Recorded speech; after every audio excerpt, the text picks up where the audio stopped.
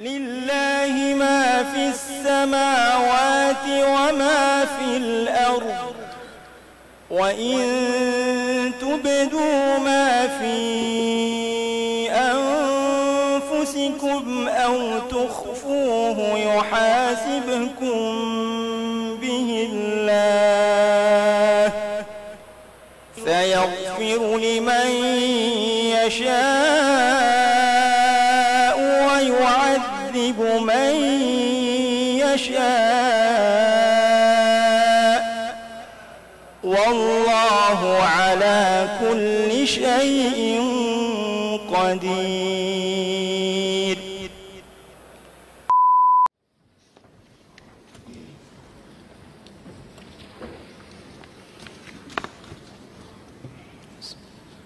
اقرأ من قوله تعالى: والذين يتوفون منكم ويذرون أزواجا يتربصن بأنفسهن 4 أشهر وعشرا.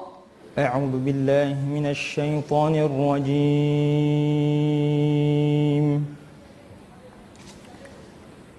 بسم الله الرحمن الرحيم.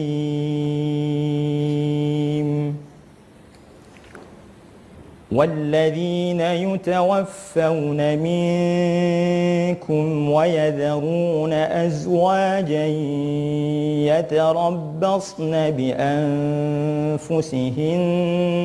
4 أشهر وعشرا فإذا بلغن أجلهن فلا جناح عليكم فيما فعلن في أنفسهن بالمعروف والله بما تعملون خبير.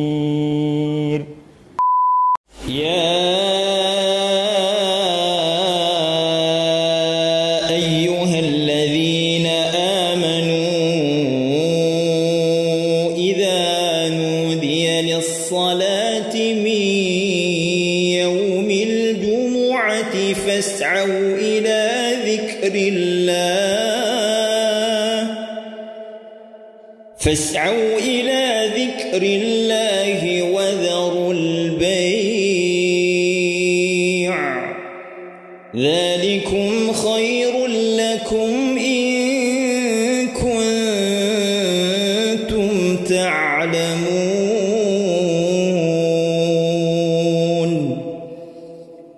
فإذا قضيت الصلاة فانتشروا في الأرض وابتغوا من فضل الله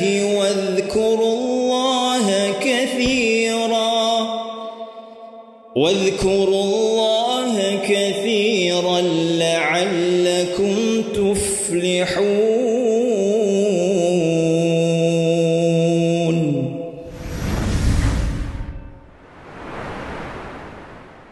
Hafiz Story, inspirasi dari Hafiz dan Qori. Bismillahirrahmanirrahim. Alhamdulillahi Rabbil Alamin. Wabihi nasta'in ala umuri dunya wad din. Wa ashhadu an la ilaha illallah wahdahu la syarika lahu ilahul awwalin wal akhirin. Wa ashhadu anna Muhammadan abduhu wa rasuluhu al-mab'utsu li khairi din. Amma ba'd. Sahabat Al-Quran, podcast HTJ, Harman Tajang, Inspirasi Hafidh dan Qari. Bagaimana kabar antum semua? Semoga sehat selalu insyaAllah dalam lindungan Allah Azza wa Jal. Bagaimana kabar antum dengan Al-Quran? Ini pertanyaan yang harus selalu kita lontarkan pada diri kita. Karena tidaklah seseorang semakin membersamai Al-Quran, melainkan akan dicurahkan kepadanya keberkahan. Kitabun anzalnahu ilaika mubarakun liyadabbaru ayatihi waliyatadzakkara ulul albab. Ini pernyataan Allah Azza wa Jalla. Bahwasanya Al-Quran kitab yang diturunkan yang penuh dengan keberkahan. Oleh karenanya jika antum menginginkan keberkahan dalam hidup antum, maka semakin dekatkanlah diri kepada Al-Quran. Antum akan melihat keberkahan pada diri antum, aktivitas keseharian antum, dan keluarga beserta orang-orang yang bersama dengan antum biidznillah. Sebagaimana biasa di podcast kita ini kita mengundang tamu-tamu spesial.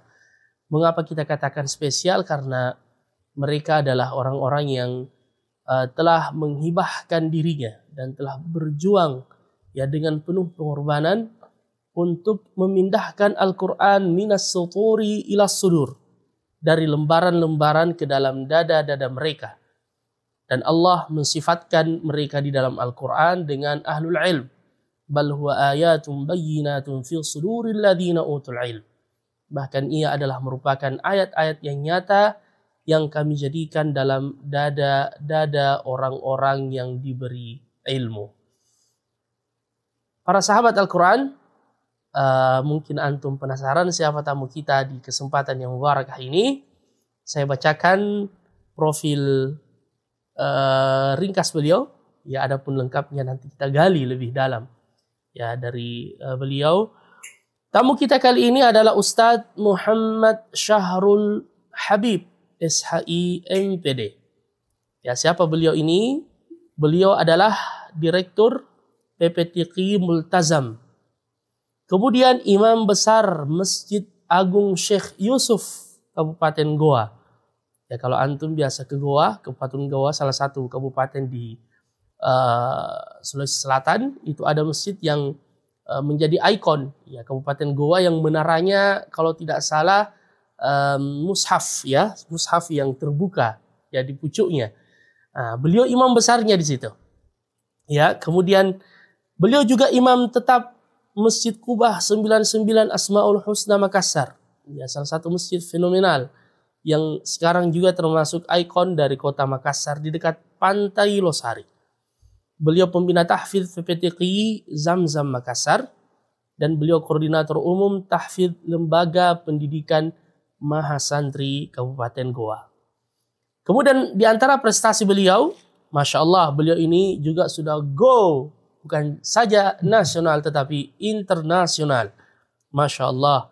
Juara 1 Musabaqah Hifdzil Quran 20 juz tingkat nasional di MTQ Nasional Ambon tahun 2012. Kemudian beliau juga juara harapan 3 Musabaqah Hifdzil Quran tingkat, ya ini antum jangan lihat harapan 3-nya tapi lihat ini eventnya. Ya, beliau juara harapan 3. Ya, kalau bahasa kerennya kita 10 besar. Harapan 3 Musabaqah Hifdzil Quran tingkat internasional di Aljazair 2013. Kemudian beliau juga juara harapan 3 Musabaqah Hifdzil Quran tingkat internasional di Dubai 2014. Ya, Musabaqah Dubai Ad-Dauliyah yang setiap tahun diadakan, yang terkenal bukan cuma dari sisi kualitasnya, dari kualitas musabaqahnya, tetapi juga kualitas hadiahnya. Masya Allah, tabarakallah. Itu di dunia sebelum di akhirat. Baik, langsung saja kita sapa tamu kita, Ustadz Muhammad Syahrul Habib. Assalamualaikum, Ustadz. Waalaikumsalam warahmatullahi wabarakatuh. Masya Allah, tabarakallah. Ini siang ini ya telah terjadi penculikan, tapi penculikan yang baik. Kami culik antum tadi. Antum tadi kita SMS-an, antum menunaikan kewajiban untuk menjadi imam salat di Masjid Agung Syekh Yusuf, dan setelah ini antum harus kembali lagi ke sana. Yeah. Makanya kita culik antum, ya ambil sedikit waktunya untuk berbagi dengan kita, dan ini termasuk penculikan yang berpahala. Biiznillah. Gimana kabar, Ustaz? Alhamdulillah baik, Ustaz. Alhamdulillah khair. Sehat ya. Lama kita tak ketemu, Ustaz. Lama betul, Ustaz. Iya, kapan terakhir kita jumpa itu, Ustaz? Sebelum saya ke Saudi, kayaknya ya di Masjid Agung ya, atau ada kegiatan lah. Ya, di terakhir itu di MIM, Ustaz, yang di Jalan Faisal. Pada saat hari itu Ustaz tablik akbar, kemudian datang Syekh dari Sudan, dari mana? Itu memberikan kajian juga tentang qiraat. Itu terakhir kita ketemu, Ustaz, di Syekh Makassar. Saleh Musa Jibu, kalau tidak salah. Ya, itu yang dari Nigeria. Masya Allah. Terakhir kita jumpa di situ ya. Iya. Berarti lama tak jumpa. Ya, lama, sekarang betul, kita jumpa harus agak lama ya Ustaz. Insya Allah. Baik. Syukran Ustaz sudah menerima undangan kami di podcast yang sederhana ini, walaupun semoga dengan kesederhanaan, di balik kesederhanaan ini ada faedah yang bisa kita berikan. Sebagaimana kata orang, minal ma jaa minal qalb wasala ilal qalb. Apa yang berasal dari hati itu akan jatuh ke hati biidznillah. Baik.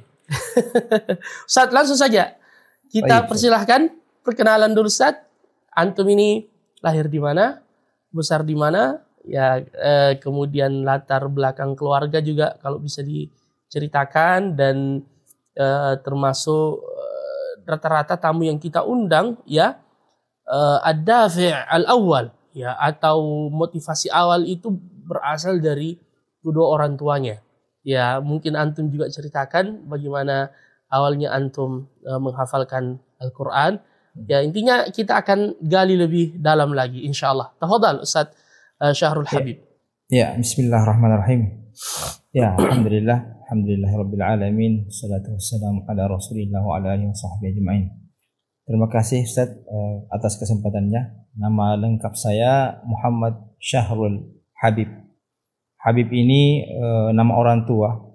Sebenarnya kalau di ijazah itu atau di akte kelahiran itu tidak ada nama bapak. Cuma ya sunnahnya kita harus menggandengkan nama bapak walaupun tidak ada di akte kelahiran. Jadi nama bapak itu Habib. Cuma 2 suku kata Muhammad Syahrul saja. Tapi karena bapak namanya Habib maka kita gandengkan di situ Muhammad Syahrul Habib.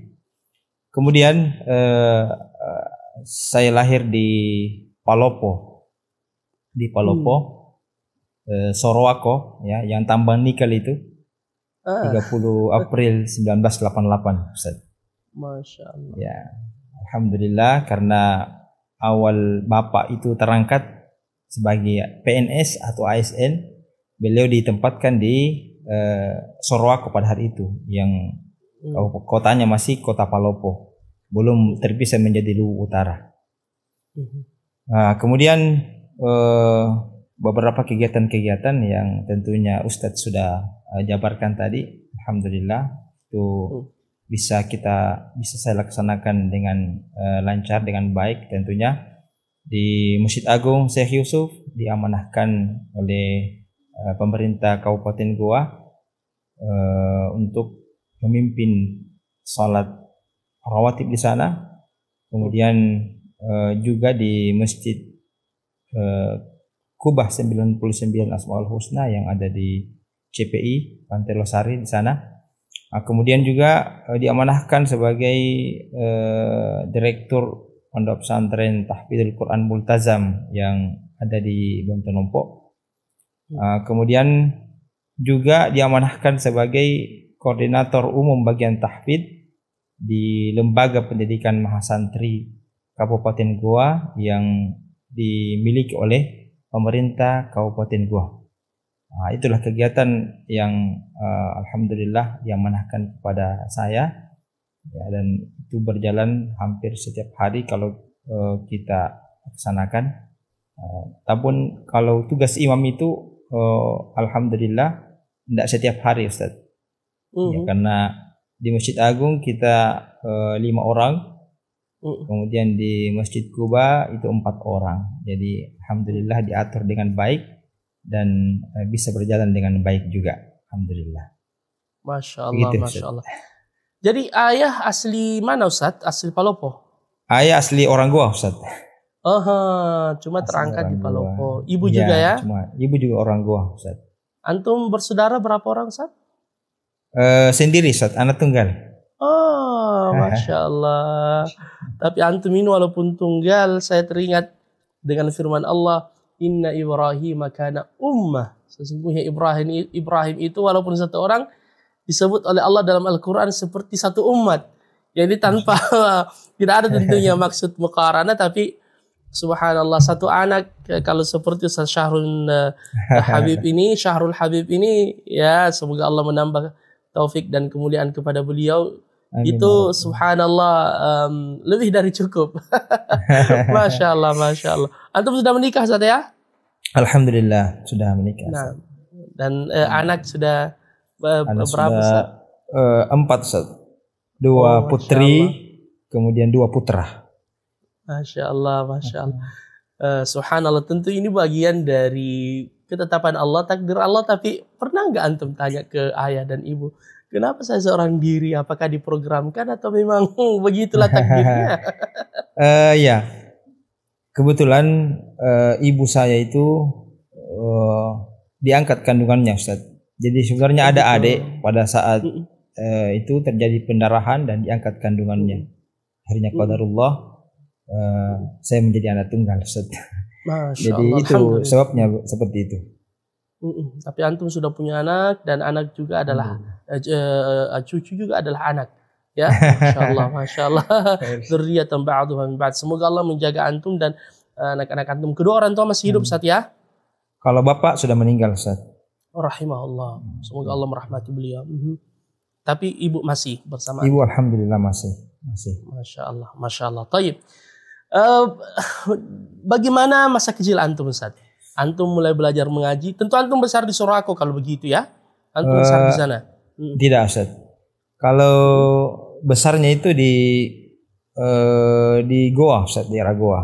Tetap di daerah Limbung besarnya. Karena bapak kan orang Limbung. Dan setelah setahun di situ, bapak dimutasi lagi kembali ke Goa. Itu mutasi yang bagus itu. Kembali ke kampung halaman. Kembali ke kampung halaman Ustaz. Nah, jadi besarnya di Goa Ustaz.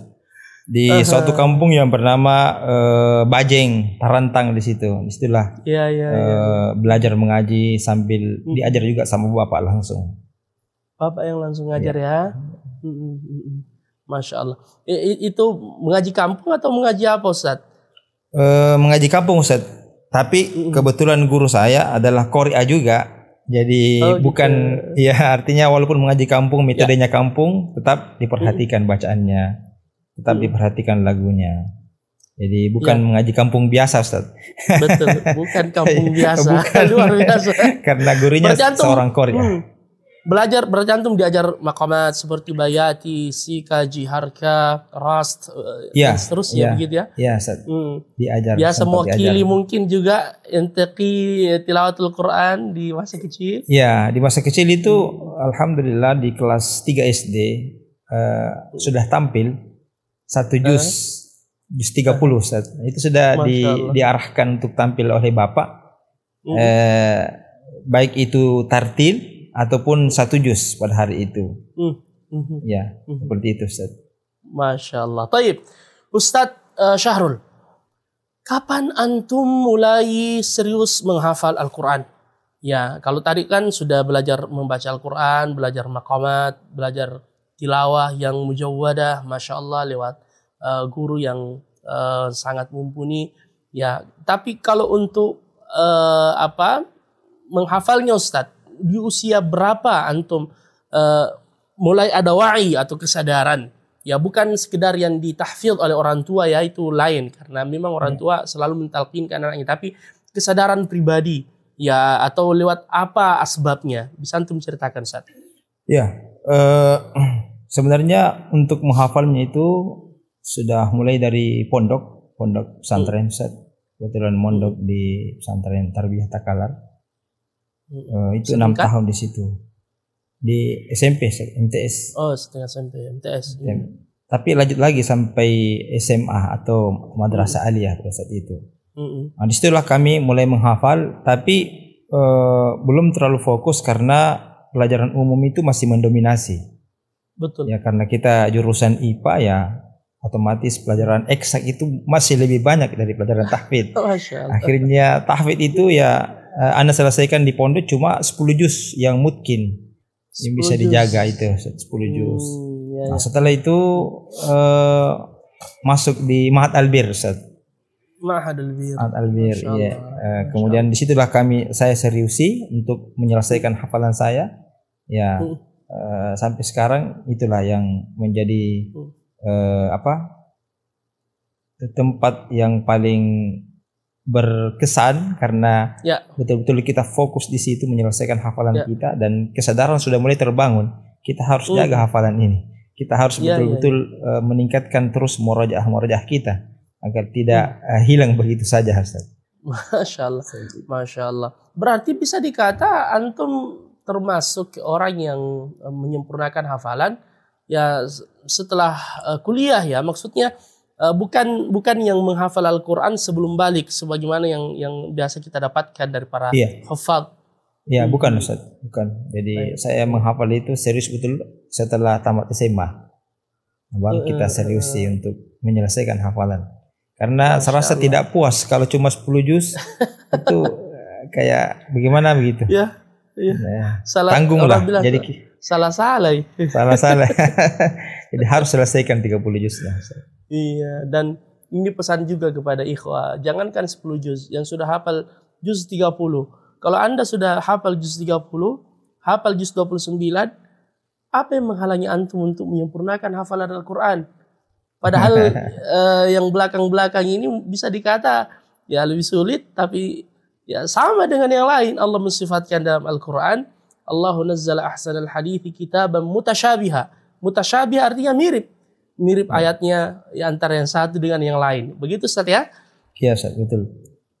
Baik, coba antum ceritakan Ustaz perjuangan dalam menghafal Al-Quran. Ya tentu tidak langsung selesai 30 juz, tapi ada pengorbanannya, ada perjuangannya, apa kendala-kendalanya, sekaligus mungkin pesan-pesan bagi yang hendak serius menghafalkan Al-Quran, apa yang harus dilewati dan apa yang harus dihindari. Tafadhal. Ya, perjuangan saya tentunya seperti yang saya bilang bahwa itu tidak gampang.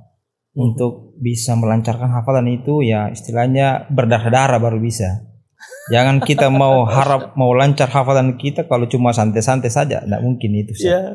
Betul. Jadi di awal-awal saya memutkinkan hafalan saya itu memang bisa sampai 5 juz dalam satu hari dengan bacaan yang lambat. Ya minimal 1 jam sampai 2 jam 1 juz itu Ustaz. Itu harus kita ulang.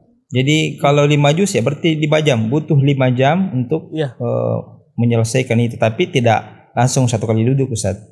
Ya kalau agak capek setelah murojaah itu ya kembali lagi untuk kita rilekskan diri dulu, rilekskan pikiran dulu. Ya itu betul-betul diulang-ulang. Dan kemudian motivasinya tentunya tidak lepas dari kegiatan-kegiatan yang dilakukan oleh pemerintah kita, yakni salah satunya adalah musabaqah tilawatil Quran. Yang 2008 itu saya ditawari ikut di lomba di Sulawesi Barat pada saat itu. Sulawesi Barat itu 10 juz. Cabang 10 juz. Tapi saya bilang jangan. Yang saya mengikuti 20 juz. Padahal hafalan saya masih 10 juz Ustaz. Padahal waktu rentangnya itu cuma sekitar 3 bulan. Padahal hafalan baru 10 juz. Artinya itu menantang diri sendiri, memacu diri sendiri. Bisa tidak?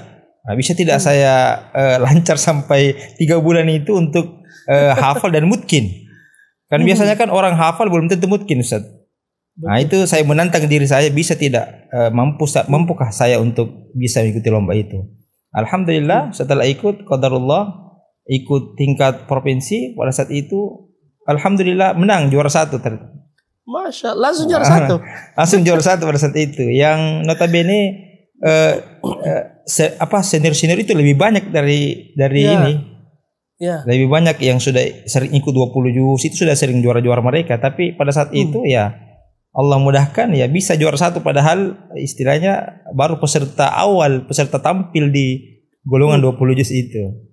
Nah, jadi intinya kalau kita ada tekad di situ, ada kemauan besar untuk melancarkan hafalan, untuk memungkinkan hafalan, ya tidak mengapa kita tantang diri kita sejauh mana kemampuan kita, apakah kita bisa mempertanggungjawabkan undangan seseorang untuk kita tampil di situ. Masya Allah.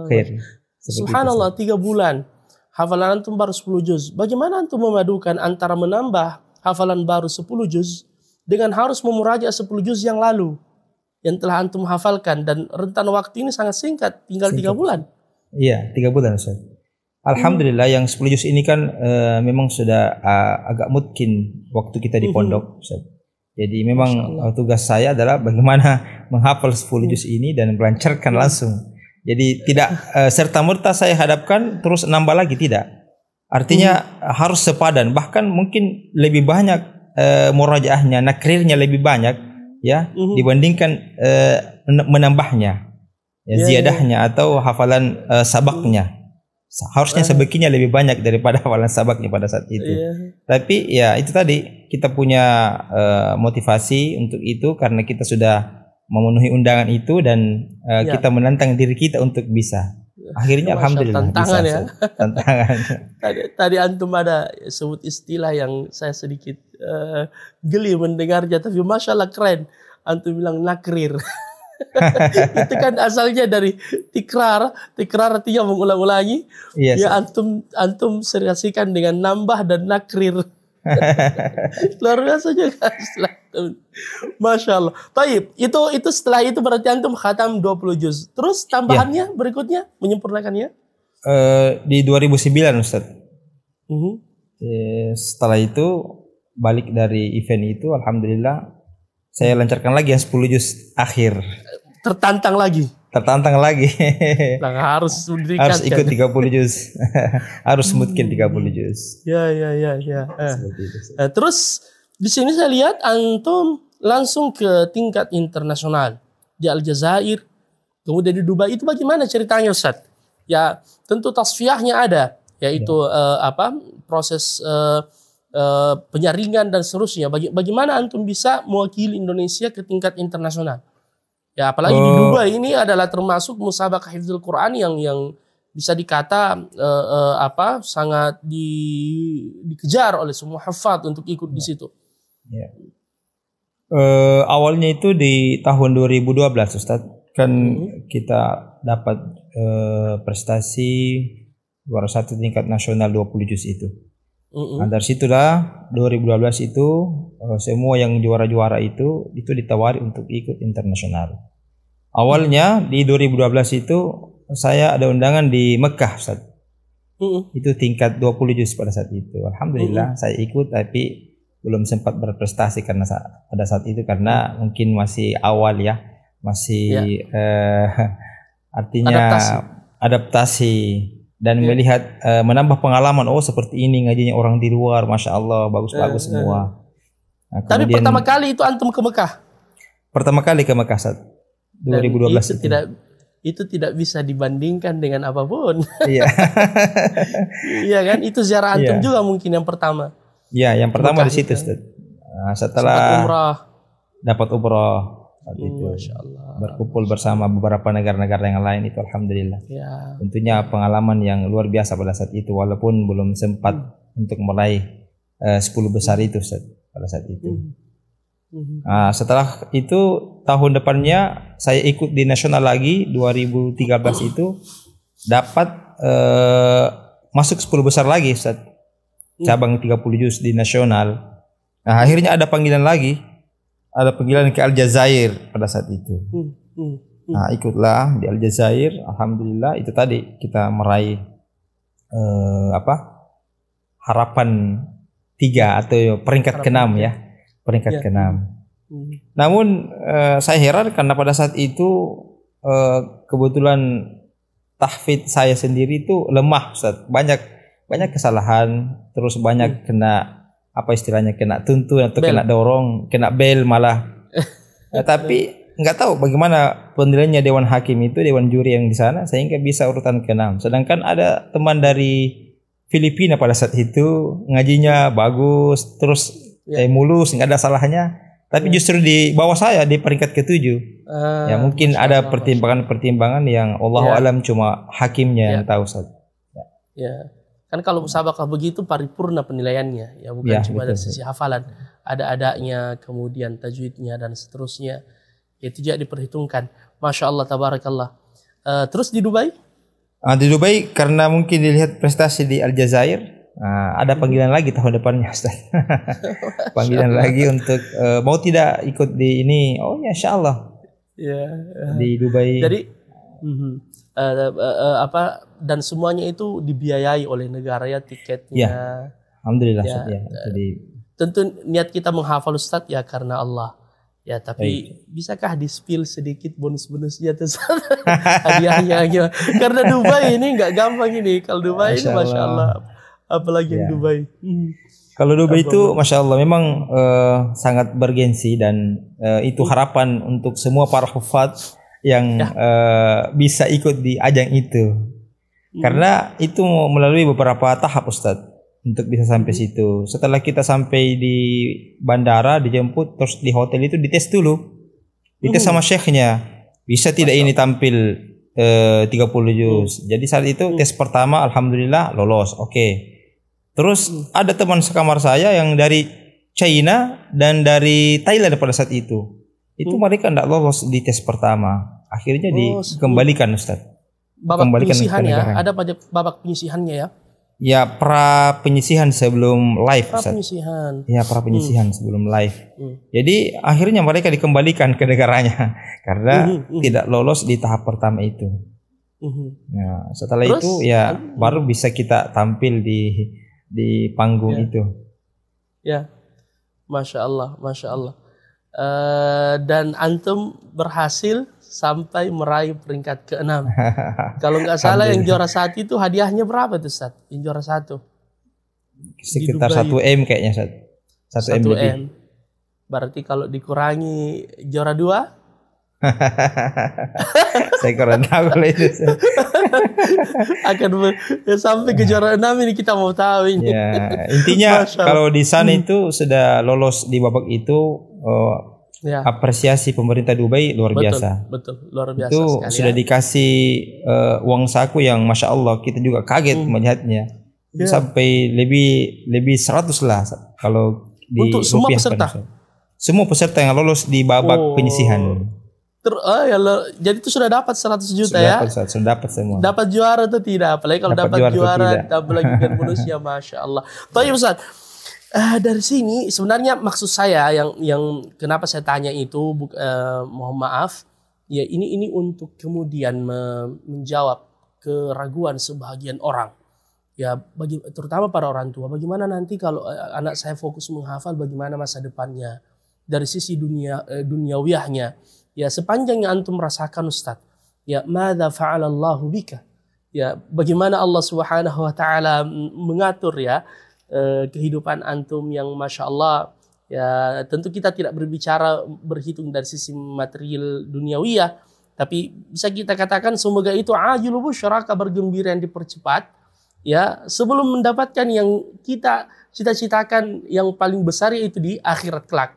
Dan sekaligus motivasi antum membantah syubhat yang seperti itu Ustaz. Kalau kamu menghafal nanti mau jadi apa gitu. Terus terang saya juga bingung ketika ditanya seperti itu Ustaz. Karena bapak itu kan meninggal saya masih kuliah Ustaz. Saya masih kuliah, belum ada pekerjaan Ustaz. Belum ada pekerjaan. Dan tapi ibu bilang ya jalan saja, insya Allah rezeki itu tetap ada, jalan saja. Jadi kita tetap semangat, tetap termotivasi karena tentunya tidak lain oleh doa-doa orang tua kita, doa ibu kita pada hari itu ya, sehingga bisa merasakanlah nikmatnya Al-Quran itu ya, baik itu nikmat mungkin yang dalam tanda kutip nikmat materi ya, ataupun nikmat ketenangan setelah kita menyelesaikan hafalan kita dan kita terus bermulazamah murajah dengan Al-Quran. Ya seperti itu. Alhamdulillah dengan sebab itu dan keyakinan itu doa-doa dari orang tua kita itu tidak akan bisa, itu akan memberikan keberhasilan kepada kita. Dan syubhat tentunya syubhat ini ya bisa ditangkis dengan keyakinan kita kepada Allah bahwa selama orang yang menjaga Al-Quran terus bersama Al-Quran, insya Allah pasti tidak akan sia-siakan hidupnya, insya Allah. Masya Allah, Masya Allah. Termasuk juga bahwa bukan berarti kita arahkan semuanya untuk fokus ke agama, ya. Tapi intinya bagaimana dia ada dasar Al-Qurannya. Setelah itu terserah mau jadi insinyur, mau jadi dokter, mau jadi Apa saja yang penting ada basic Al-Qur'annya biidznillah, justru itu akan menambah keberkahan pada hidupnya. Nah, begitu Ustaz ya. Betul Ustaz. Tekad kita yang kuat. Ya, walaupun niat saja tapi tidak dibuktikan dengan tekad yang kuat, ya tidak mungkin bisa menghafal Quran. Dan saya kira umur tidak menjadi masalah. Ya, selama kita punya niat dan tekad yang kuat, insya Allah itu bisa berjalan tanpa melihat usia-usia kita. Berdoa kepada Allah tentunya. Itu tidak bisa lepas dari situ. Karena rasa malas kan dari diri kita dan dari godaan syaitan yang tidak pernah bosan menggoda kita. Apalagi kalau baca Quran itu sebentar-sebentar ya aduh sudah ngantuk. Banyak minum air putih Ustaz. Itu harus. Ya, jadi setiap air putih maksudnya susu atau air minum Ustaz. Mungkin air hangat juga bisa. Itu bisa membantu untuk suara kita terjaga. Dan ini juga Habbatus Sauda itu Masya Allah mampu sekali itu. Ampuh sekali Masya Allah. Iya Ustaz. Habbatus Sauda kita tabletnya Ustaz, kita campur di air hangat itu terus kita minum. Jadi kita lepas kapsulnya, dibuka, kita campur itu Masya Allah. Itu menjaga sekali, membantu sekali untuk menjaga stamina kita dan menjaga suara kita. Hafiz Story, inspirasi dari Hafiz dan Qori.